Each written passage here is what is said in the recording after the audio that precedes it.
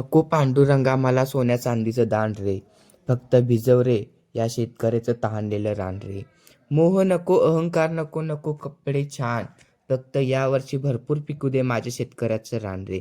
आज मी भात लावायला शेतात आलेलो, पण या शेतकऱ्यांचं एवढ्या गाळातनं आणि एवढ्या पावसातनं भात लावणं मला खूपच भारी वाटलं. कारण एवढ्या पावसातनं भात लावणं म्हणजे सोपी गोष्ट नाही.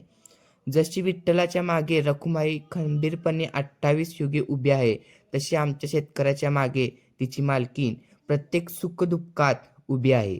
म्हणूनच ती आहे, म्हणूनच शेती आहे. ती नसती तर शेतात काहीच उगवलं नसतं.